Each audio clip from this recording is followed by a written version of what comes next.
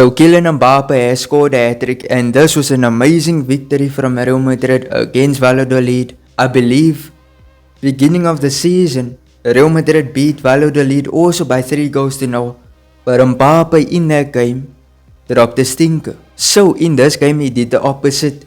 He dropped a banger of a performance. I'm telling you, this guy is back, and he's going to get in that Ballon d'Or picture again, and he's already almost overtaking Lewandowski in the Pichichi race. He's almost the top goal scorer of La Liga.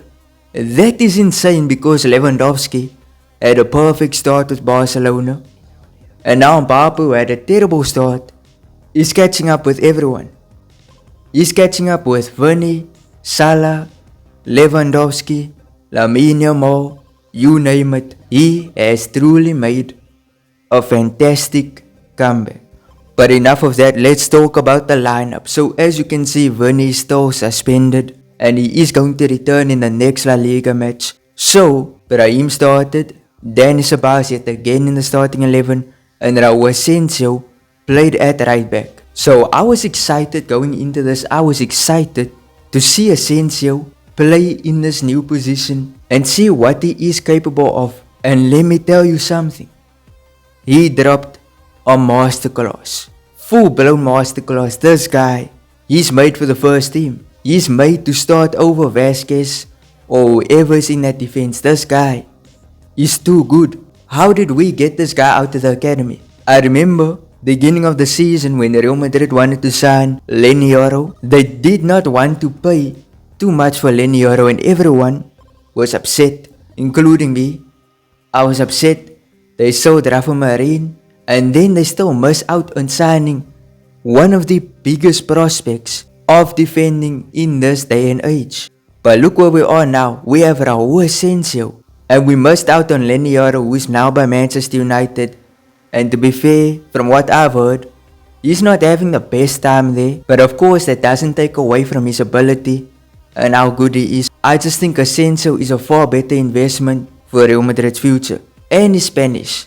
It works out in every single metric possible. But the first goal came from Kylian Mbappe. And look at this beautiful piece of play. Rodrigo to Dani Ceballos. And Ceballos, he's always involved in the goals nowadays.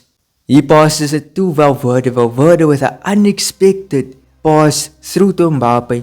1-2 between him and Bellingham. And he tucks it away. Beautiful goal from Mbappe. And that was the first goal, of course. The game was still not over. So a great team goal. And Dani Ceballos has been so pivotal in every single game so far. This guy is insane. The fact that he was just in our reserves, sitting in the reserves, sitting on the bench. I remember there were times he would be put on in the 90th minute and then do absolutely nothing for that 2 minutes that he does play. And now he's a regular starter. Now he is in the best form that I've ever seen him. He was involved in Kylian Mbappe's second goal because Valverde wins the ball. Ceballos gets past 2 defenders, passes the ball through to Rodrigo. Rodrigo makes the run in, and then Mbappe also makes a run in between, goes to the left side. Rodrigo passes it to him and he tucks it away. Yet again, 2 goals, a brace from Kylian Mbappe. And you know, I was watching this game not just to watch Real Madrid, but to watch the Real Madrid ex-Castilla players such as Juan Milatasa and Mario Martin. I know there was another one, but I can't remember his name. But Mario Martin, he is currently on loan from Real Madrid to Valladolid. And let's talk about his performance. Let's talk about the loan watch. Because Martin, if I'm being honest with you, had a fantastic pre-season with Real Madrid. But has that replicated with Valladolid? I don't think so. I think for sure he is not in the best team. Matter of fact, Valladolid are the worst team in La Liga this season. But Mario Martin, I was watching his game. He did some good things, but he was reckless with his challenges. Picked up a yellow card within the first 15 minutes of the game. And to play against your parent club, you have to perform against them to impress them, for them to keep you for this next season that's coming up. But I would say he didn't do that. Matter of fact, he got sent off. He did a tackle on Bellingham, but it was clean, but it also wasn't clean. He did get the ball, but his boot went up. Was that intentional? I don't know, but I do know that him and Bellingham were having a bit of a argument in the early part of the game, so maybe he did do it intentionally. You never know. Which is kind of messed up because they were training in the same team, and now it seems like they are just having beef or something. So then this led to the penalty.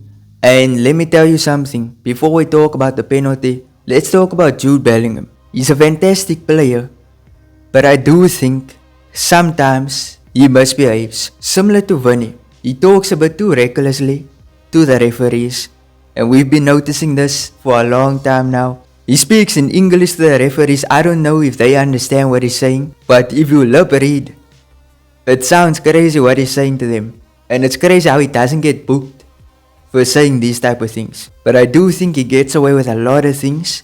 And I know he was like this also in Dortmund. Let's not act. People on TikTok, people on social media, they say Dortmund Bellingham was a well-behaved player. I disagree. I watched him by Dortmund. Same situation. He would do the same exact things. So it's not new from him, but it is something I picked up from him. But Kylian Mbappe steps up to take the penalty, and he tucks it away. Hat-trick Kylian Mbappe. And how many times must I say this in every single video?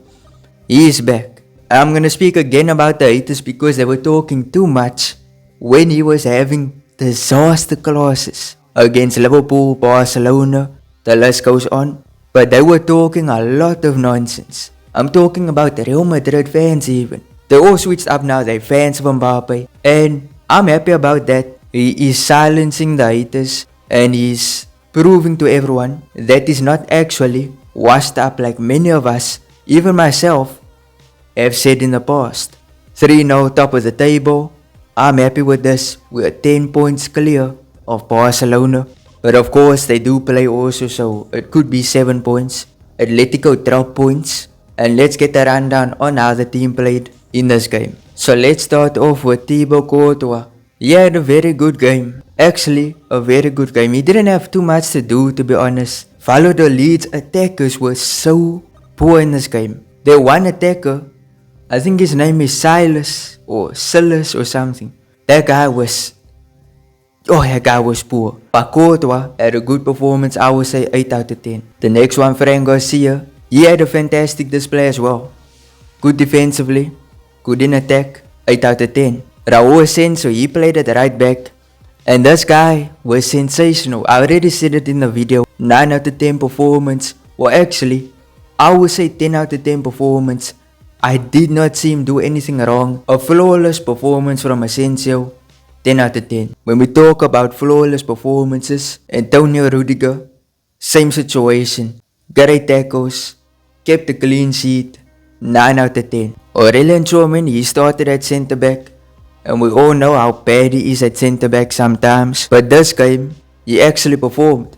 Good tackles, good headers, 8 out of 10 for Tchouameni. Dani Ceballos had a fantastic display. And I think this guy starts over most of our midfielders. I think he's a regular starter after this performance. Consistent performances, great passer, good tackler. He's like a pivot. He's almost like a Busquets in a way, or Pedri. He plays similar to Pedri. We found that player in Real Madrid. We found him. We didn't have to buy a player like that. He was locked up in the reserves the entire time, and now he's signing. 10 out of 10 from Dani Ceballos. Valverde included in all of the goals, maybe except for the penalty. Good tackles, good passes. He is kind of playing like Toni Kroos in a way with his passes. His passes have truly improved this season. 9 out of 10 from Valverde. Jude Bellingham, his link-up play with Mbappe has been sensational so far. And I think him and Mbappe, both quality players, and can play fantastic alongside each other. Not like Vinny and Mbappe, who seem to struggle most of the time. But Bellingham, to me, fits in well with every single one of our attackers. Plays well with Vinny, plays well with Mbappe, and plays well with Rodrigo. 9 out of 10 performance. Brahim Diaz to me was mid. He was kind of quiet in the game. He did some good tackles, but that was it. And with Prime Diaz, I will say, for this game, not his best performance, 6 out of 10.